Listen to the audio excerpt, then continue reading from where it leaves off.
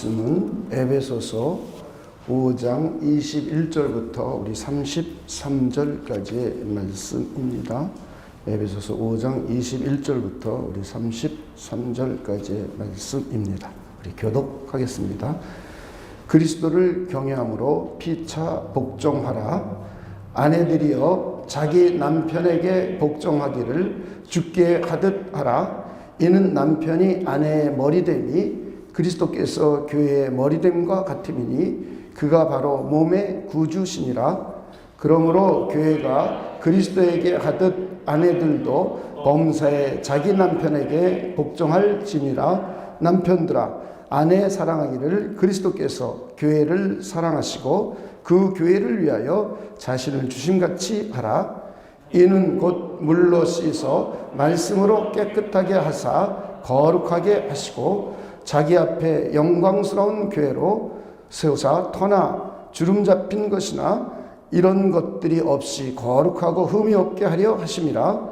이와 같이 남편들도 자기 아내 사랑하기를 자기 자신과 같이 할지니 자기 아내를 사랑하는 자는 자기를 사랑하는 것이라. 누구든지 언제나 자기 육체를 미워하지 않고 오직 양육하여 보호하기를 그리스도께서 교회에게 함과 같이 하다니 우리는 그 몸의 지체임이라. 그러므로 사람이 부모를 떠나 그의 아내와 합하여 그 둘이 한 육체가 될지니 이 비밀이 크도다. 나는 그리스도와 교회에 대하여 말하노라. 33절 함께 읽겠습니다. 시작.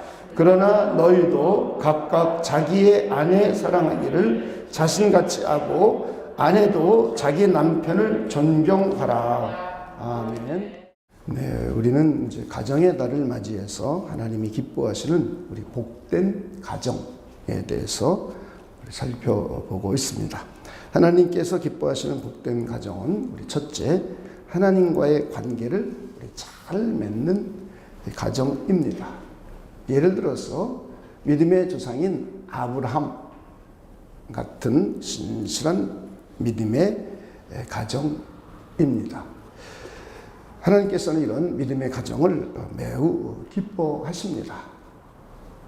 그리고 두 번째는 우리 다윗처럼 하나님을 경외하고 존중함으로 하나님을 경배하고 찬양하고 섬기는 이런 복된 가정입니다.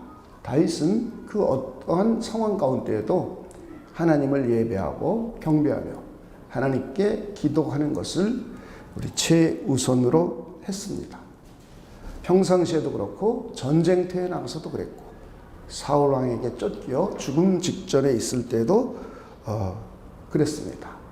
그 순간에도 하나님만을 전심으로 찾고 하나님을 전심으로 의지하여 부르짖고 우리 기도함으로 믿음으로 승리했던 사람입니다. 그뿐만 아니라 다윗 왕은 말씀의 사람이었습니다. 하나님을 경외하고 존중하면서 하나님의 말씀을 주야로 묵상하는 사람이었습니다. 하나님의 말씀이 꿀송이처럼 달다고 우리 고백하는 사람이었고 하나님의 말씀이 자기 인생의 등불이며 길이라고 고백하며 하나님의 말씀에 순종하는 그런 복된 사람이었습니다. 우리 모두도 우리 그런 분들이 되시길 주님의 이름으로 축원을 드립니다. 두 번째로 하나님이 기뻐하시는 복된 가정은 부모와의 관계를 우리 잘 맺는 가정입니다. 부모는 자녀를 사랑하고 자녀는 부모를 공경하는 이런 복된 관계입니다. 자녀들은 그리스도 안에서 부모님을 공경하고 부모님의 말씀에 순종하는 가정입니다. 그리고 부모는 하나님의 말씀으로 자녀를 양육하고 훈계하는 것입니다. 자신의 감정으로 아이들의 마음을 상하게 상처를 주는 부모가 아니라 따뜻한 마음으로 자신의 아이들을 사랑하는 부모가 되는 것입니다. 하나님의 말씀으로 부부가 협력하여서 자녀를 양육하고 훈계하는 가정입니다. 그러기 위해서 부모는 하나님의 말씀을 자신의 마음판에 새기고 또 말씀을 읽고 묵상하고 또 암송하고 함으로 해서 자기 마음에 마음판에 깊이 새기는 것입니다. 그리고는 하나님의 말씀을 적용하고 순종함으로 해서 자신이 완전히 하나님의 말씀을 채우라고, 그러고 나서 자녀들에게 부지런히 하나님의 말씀을 가르치는 겁니다. 혹시 자녀가 하나님의 뜻을 따르지 않거나 부모를 거역할 때 아이들을 야단치고 훈계하는 것이 자신의 감정으로 하는 것이 아니라 하나님의 말씀으로 훈계하는 그런 복된 부모가 되는 겁니다. 자, 우리 모두 이런 부모가 되기를 우리 힘씁시다. 하나님께서는 기쁨으로 도와주실 겁니다. 셋째는 하나님께서 기뻐하시는 복된 가정은 부부 관계를 잘 맺는 가정입니다. 우리는 가정에 대한 성경적인 이해가 우리에게 굉장히 중요합니다. 여러분, 가정은 하나님께서 세우신 하나님의 신적인 기관임을 믿으십니까? 네. 여러분의 가정도 그렇다고 생각하십니까? 네. 이것이 가정을 출발하는 첫 번째 우리의 믿음의 고백입니다. 우리 가정은 하나님께서 세워주신 하나님의 신적인 기관이다. 그래서 하나님께서는 우리 가정에게 하나님의 문화 명령을 사명으로, 하나님의 미션을 우리 가정에게 주셨습니다. 여러분 그렇게 믿으십니까? 그리고는 가정은 부모로부터 남자 여자가 독립하여서 부부가 중심으로 세워가는 겁니다. 여러분의 가정도 부부가 중심이 되어서 세워가십니까? 아니면 자녀가 중심이 되어서 세워갑니까? 우리 이런 것 냉철하게 자기 자신들에게 질문을 해봐야 됩니다. 하나님께서 가정을 세우실 때는 사람이 부모로부터 독립하여서 두 사람이, 남녀가 한 몸이 되어서 생육하고 번성하고 충만하고 정복하고 다스리면서 하나님의 문화 명령을 수행하는 것, 이것이 가정입니다. 부부의 연합됨으로 말미암아 자녀가 생겨나는 것이고, 자녀는 하나님께서 주신 우리 선물이고 또 하나님께서 주신 우리의 복입니다. 그렇다고 해서 자녀가 가정의 중심이 돼서는 안 됩니다. 우리 많은 가정들이 결혼하고 나서 자녀가 중심이 되어서 부부 사이가 소원해질 수가 있습니다. 이런 것은 우리 성경적인 가정의 모습이 아닙니다. 성경적인 가정은 부부가 중심되고 부부가 합력하여서 자녀를 잘 양육하는 겁니다. 이것이 성경에서 말씀하고 있는 가정에 대한 내용입니다. 저는 여러분들이 가정을 성경적으로 이해할 수 있는 분들이 되시길 주님의 이름으로 축원을 드립니다. 우리는 지난주에 원래 상태의 가정에 대해서 살펴보았습니다. 오늘은 지난주에 이어서 부부관계에 대해서, 그리고 아내의 의무와 남편의 의무에 대해서 우리 생각해 보려고 합니다. 제일 먼저 부부관계는 우리 지난주와 연결이 되지만 오늘 에베소서 말씀도 창세기의 말씀을 인용해서 사람이 부모를 떠나 그의 아내와 합하여 그들이 한 육체가 될지니 그랬습니다. 그리고 창세기 1장 26절부터 28절까지에 보면 하나님께서는 하나님의 형상으로 남자와 여자를 만들어서 그들로 하여금 복을 주시고 생육하고 번성하고 충만하게 하셨습니다. 그리고는 창세기 우리 2장 18절과 23절에 보면 두 사람의 관계는 돕는 배필의 관계입니다. 이 부부관계라는 것은 하나님께서 서로 돕는 배필의 관계로 세워주셨습니다. 두 사람이 한 마음과 한 뜻이 되어 서로의 필요를 느끼면서 하나님의 뜻을 이루어가는 것입니다. 우리는 지난주에 이 부분에 대해서는 우리 충분히 살펴보았습니다. 오늘은 우리가 그리스도인으로서 부부관계뿐만 아니라 모든 인간관계에서 사람을 대하는 우리의 기본적인 사상, 그리스도인으로서 사람을 어떻게 대해야 되는가 라는 기본적인 사상을 생각해 보겠습니다. 그러므로 해서 우리는 형제 자매뿐만 아니라 부부 관계도 이 근본적인 사상으로부터 출발하는 겁니다. 첫째, 모든 인간은 존귀하며 하나님 앞에 평등합니다.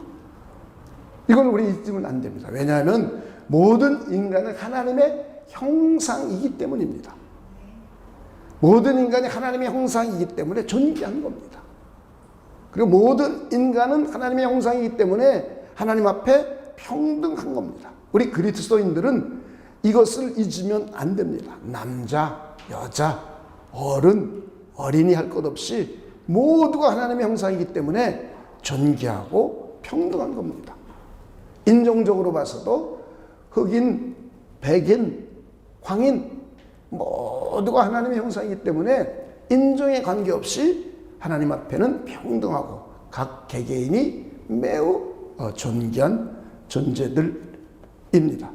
뿐만 아니라 대통령이든 국회의원이든 장관이든 일반 우리와 같은 국민이요 서민이든 혹은 왕정 국가가 있는 나라의 왕이나 귀족이든 아니면 평민이든 아니면 재벌 기업의 총수이든 아니면 그 재벌 기업의 임원이든 아니면 사원이든 노동자이든 농부이든 어부이든 상관없이 모든 인간은 신분 여하에 관계없이 지위 고하를 막론하고 모두 다 존귀하며 평등합니다.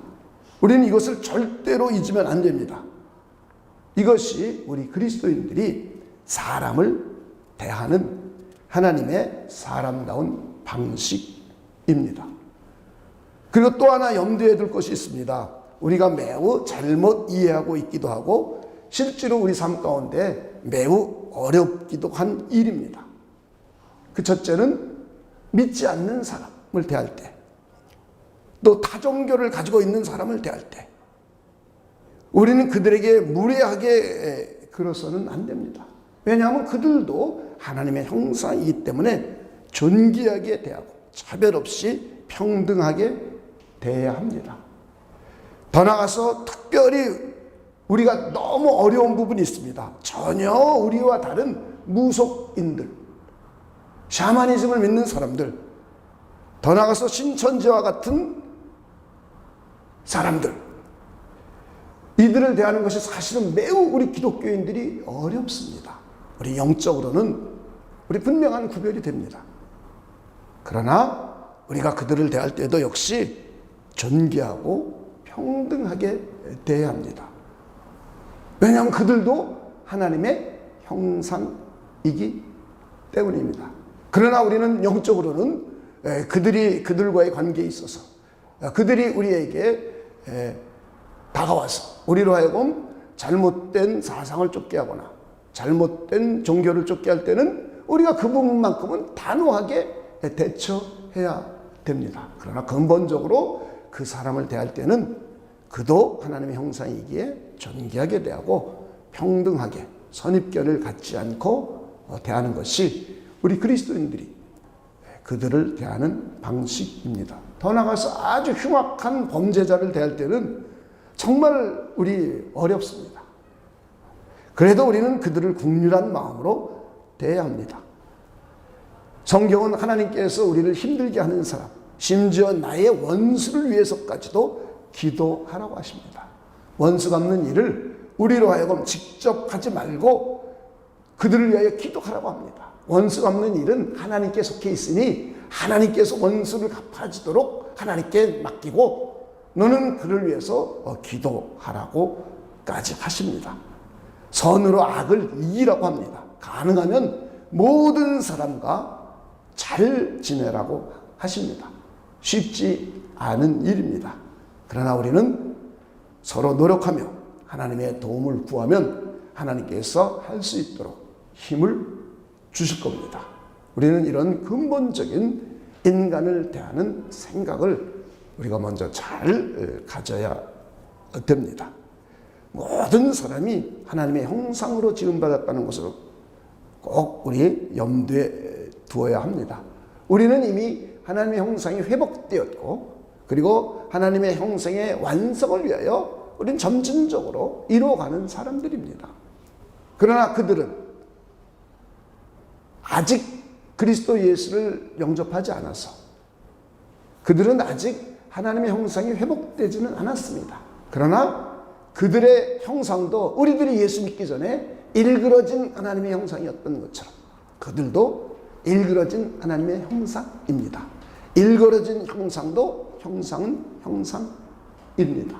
그래서 우리는 그들을 우리가 대하는 마음가짐과 자세를 우리 스스로 성경적으로 잘 정리해 두시길 바랍니다. 만약 그들이 하나님의 택함을 받은 사람이라면 우리와 같이 하나님의 형상이 회복될 것입니다. 그렇지 않다 할지라도 이 땅에 사는 동안에는 일그러진 하나님의 형상이기 때문에 우리도 그들을 존귀하게 여겨주고 평등하게 대해주면 됩니다. 그들이 죽음 후에는 하나님의 최후 심판을 받게 됩니다. 그렇다고 해서 우리가 그들을 정죄할 수 있는 권리는 없습니다. 이 땅에 살면서 그들을 우리가 정죄할 수 있는 권리는 없고 하나님만이 죄인을 심판하시고 형벌하시고 정죄할 수 있는 권리를 가지고 계십니다. 이것들을 여러분이 잘 생각해 주시기를 바랍니다.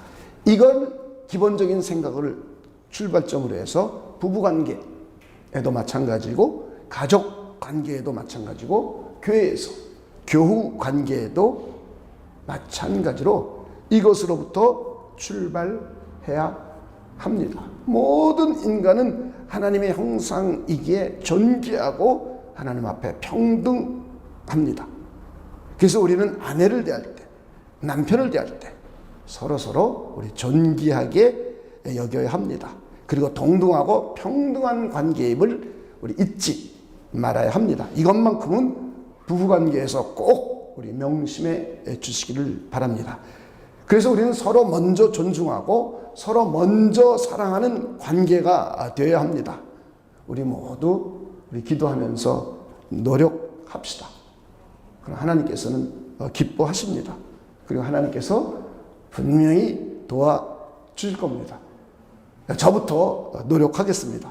저부터 기도하면서 최선을 다하겠습니다.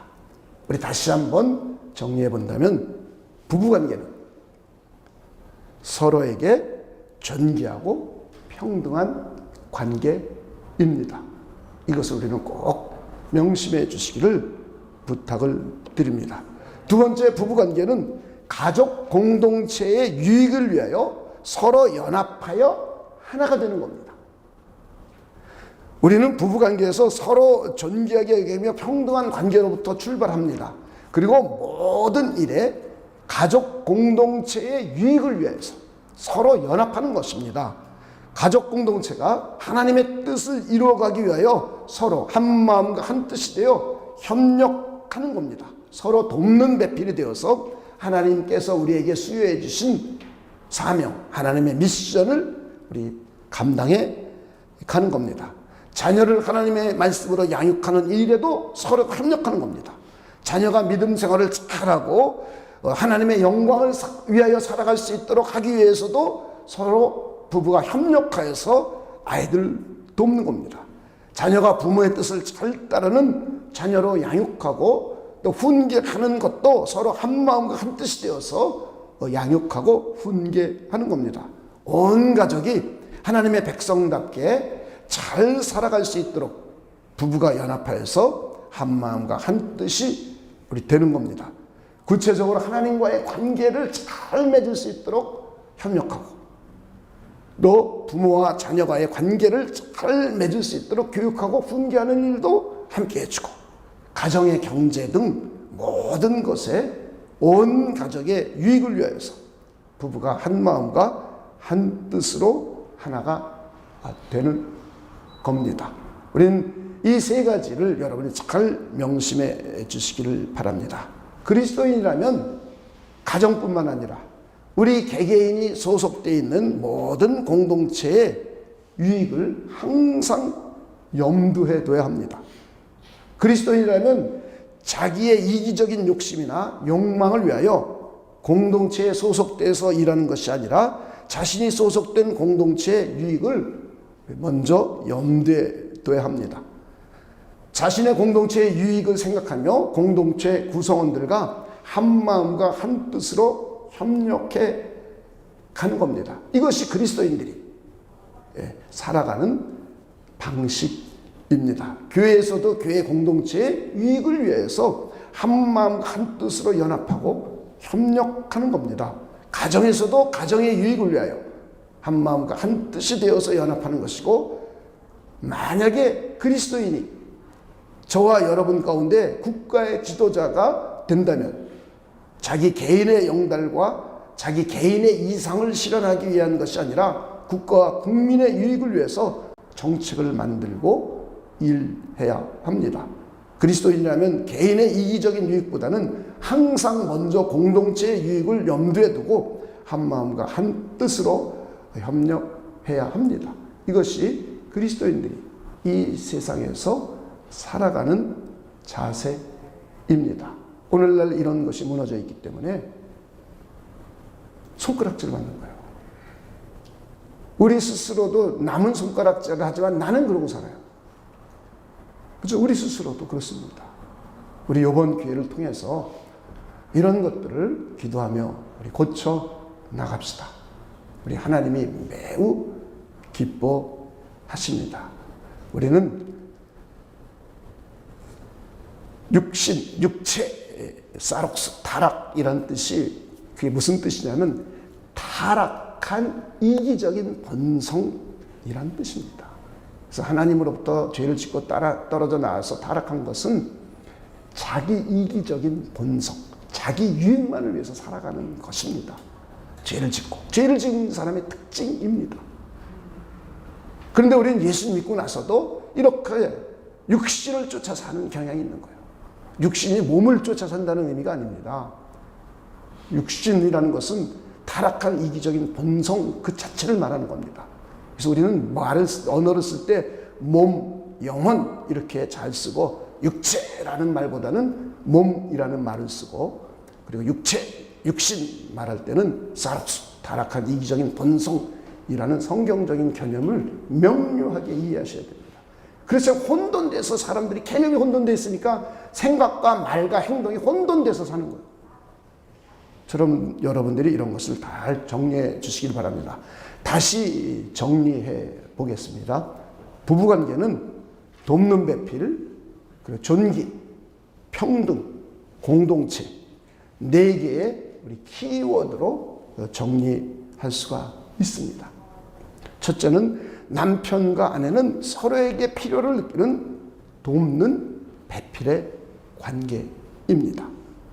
두 번째, 하나님의 형상인 아내와 남편은 서로에게 존귀한 존재입니다. 셋째, 아내와 남편은 하나님 앞에 평등한 존재입니다. 넷째, 부부는 가족 공동체의 유익을 위하여 한 마음과 한 뜻으로 연합하여서 하나가 되는 관계입니다. 이 4가지 단어를 여러분들이 꼭 기억해 주시고 명심해 주시기를 바랍니다.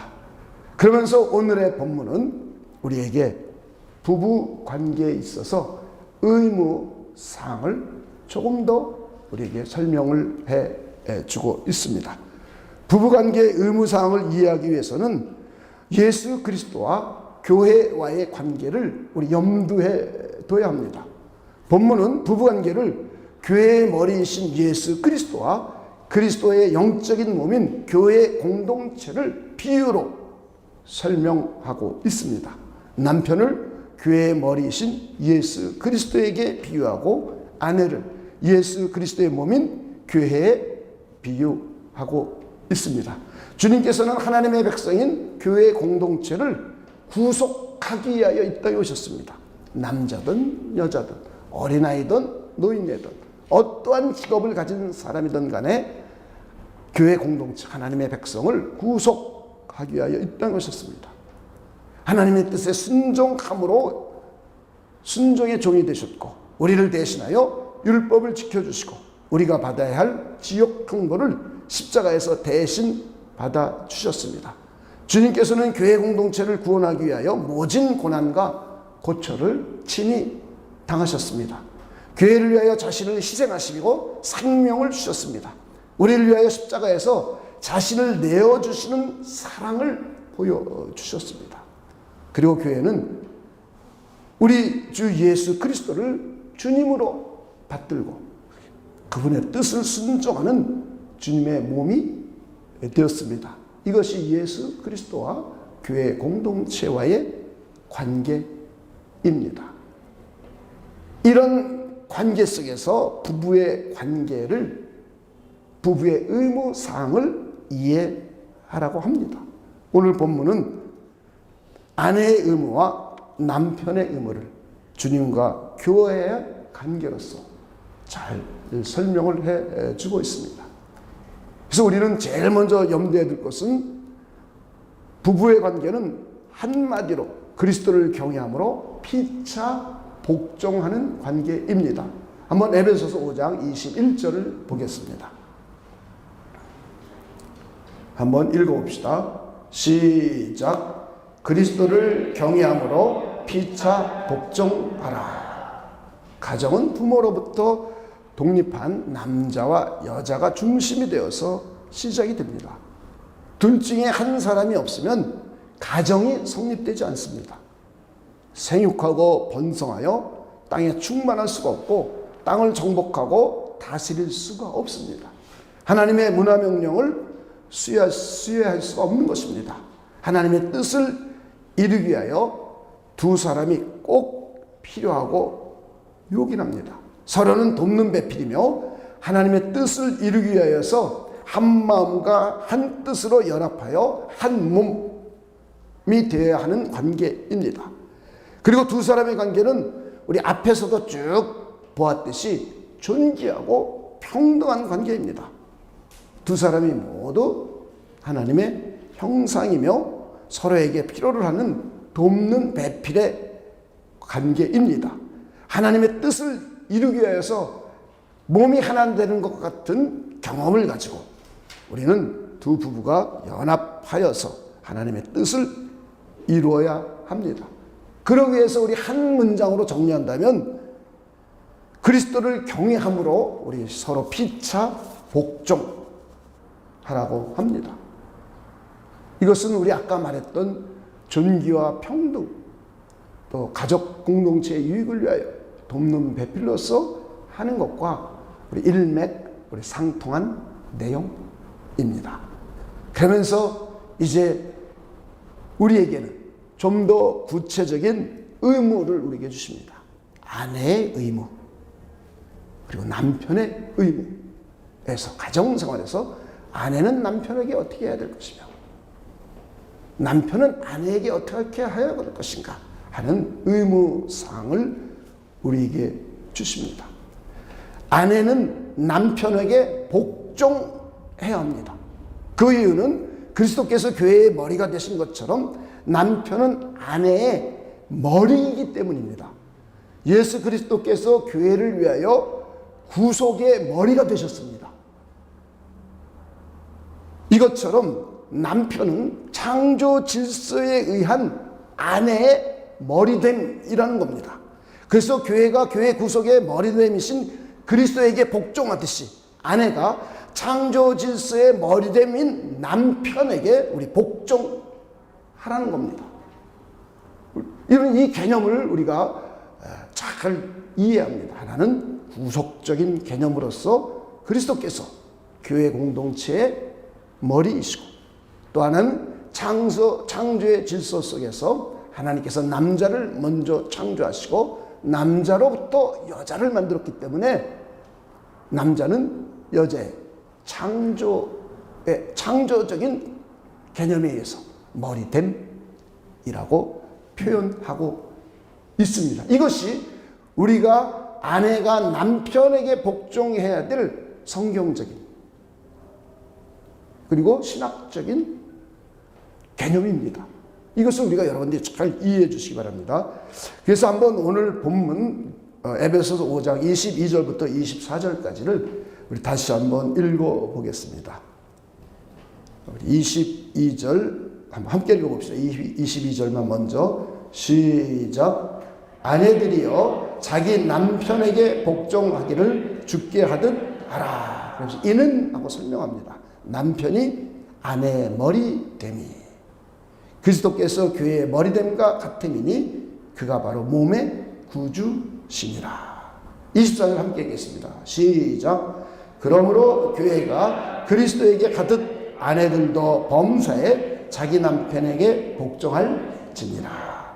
자, 고린도전서 11장 3절 한번 보겠습니다. 고린도전서 11장 3절입니다. 그러나 나는 너희가 알기를 원하나니 각 남자의 머리는 그리스도요. 그 다음 한번 읽어봅시다. 시작. 여자의 머리는 남자요 그리스도의 머리는 하나님이시니라. 저희 관계를 여러분이 잘 이해해 주시기 바랍니다. 디모데전서 2장 12절 13절입니다. 여자가 가르치는 것과 그 다음을 읽어봅시다. 시작. 남자를 주관하는 것을 허락하지 아니하노니 오직 조용할지니라. 13절 이유를 얘기해 주겠습니다. 이유를 함께 읽겠습니다. 시작. 이는 아담이 먼저 지음을 받고 하와가 그 후며. 이렇게 창조 질서에 의해서 하나님께서도 성부, 성자, 성령 삼위께서 동등하시고 한 하나님의 본체이시나 그분들께서 질서를 위하여서 성부, 성자, 성령이 제1위, 제2위, 제3위로 구분하여 존재하시는 것처럼 그리고 그분이 사역하실 때도 하나님이 모든 것을 창조하시고 한 하나님이 하신 겁니다. 그런데 세 위격과의 관계는 성부로부터 모든 것이 근원이 되는 거예요. 출발점은 성부입니다. 그 성자는 항상 중보자의 위치에 있어요. 그래서 성부를 근원으로 하여서 성자 하나님을 통하여 그리고 세 번째 삼위이신 성령 안에서 완성이 됩니다. 우리의 구원도 성부 하나님의 계획을 순종하셔서 성자 하나님께서 이 땅에 오셔서 저 중보자의 위치죠. 실행하시고 그리고 제3위에 계신 성령 하나님께서 교회 공동체에 오셔서 우리로 하여금 구원을 적용시켜 가게 하십니다. 아주 질서 정연하게 역사하고 일하십니다.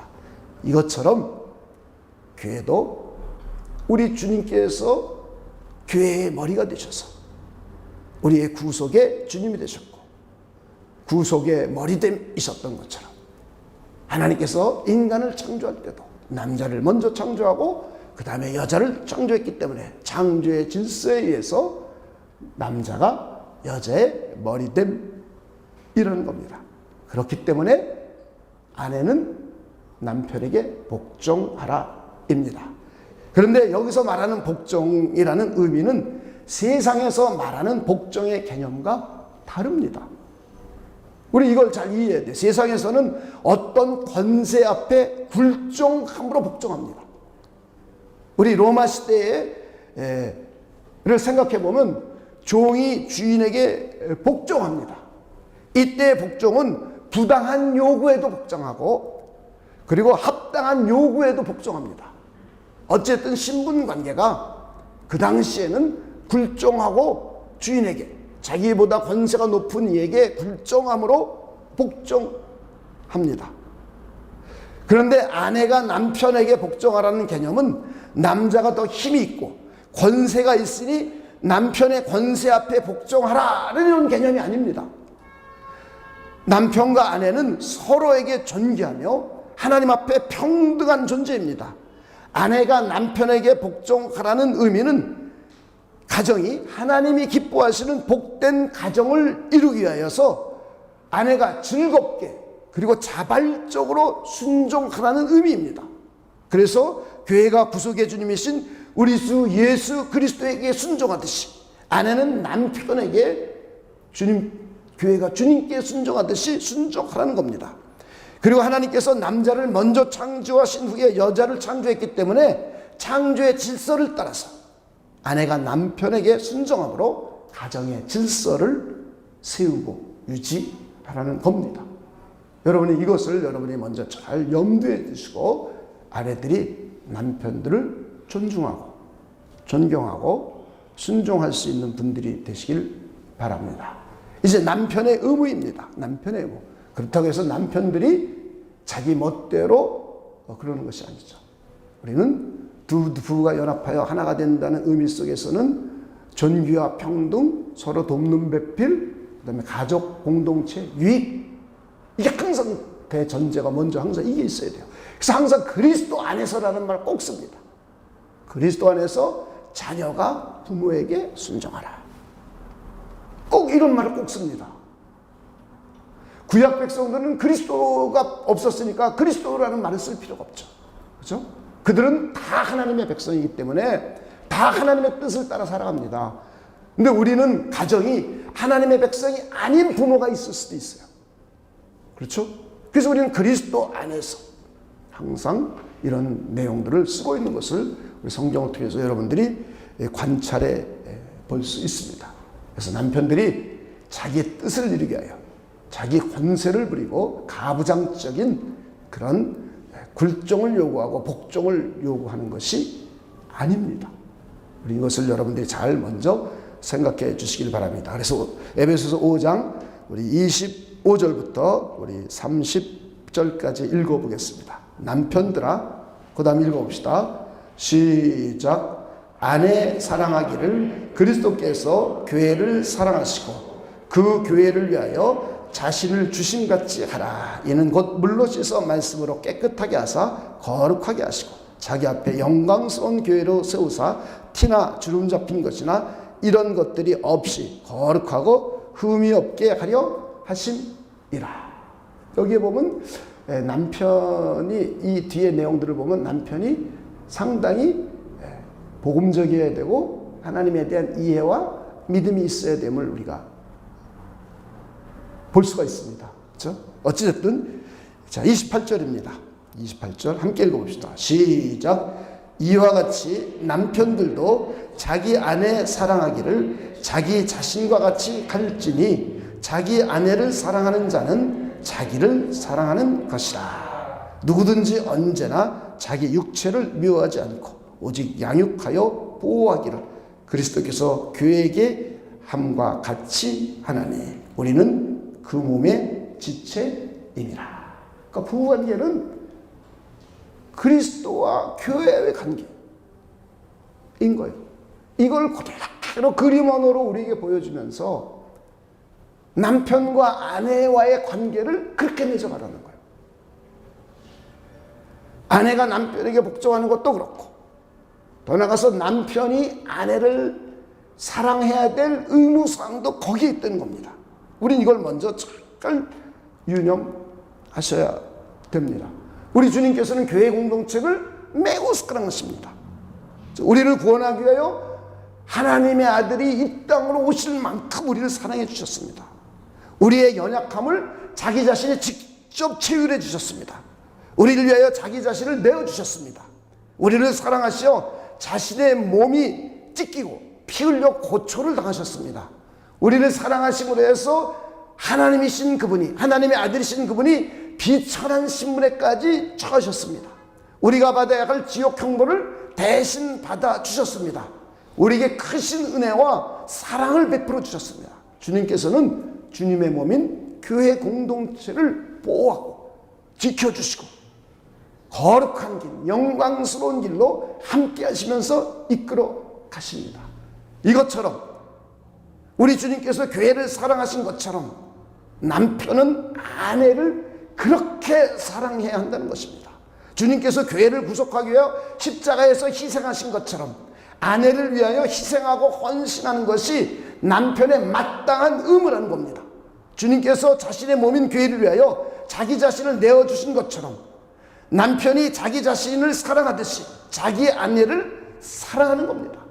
그리고 자기 아내를 사랑하는 것이 자기 자신을 사랑하는 겁니다. 우리 주님께서 자신의 몸인 교회를 사랑하는 것이 우리 주님께서 자기 자신을 사랑하는 것처럼 남편이 아내를 사랑하는 것은 자기 자신을 사랑하는 거라는 거예요. 주님께서는 교회를 보호하고 양육하는 것처럼 남편은 아내를 돌보아 주어야 한다는 겁니다. 이것이 마땅한 거라는 거예요. 이것이 남편이 아내에게 해야 할 마땅한 의무라는 겁니다. 주님께서 자신의 몸인 교회를 위하여 희생하시고 사랑하신 것처럼 주님께서는 자신의 몸인 교회를 보호하고 양육하시는 것처럼 남편은 자신의 아내를 헌신적으로 사랑하며 우리 보호해 주라는 겁니다. 이때 하나님께서는 매우 기뻐하면서 우리의 가정을 복된 가정으로 세워 주신다는 겁니다.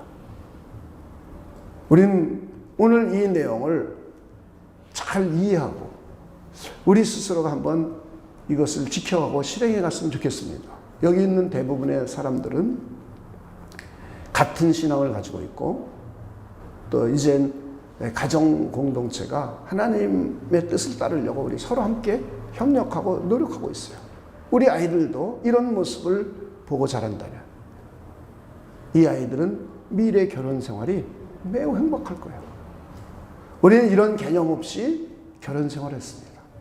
그래서 우리는 실수가 많은 거예요.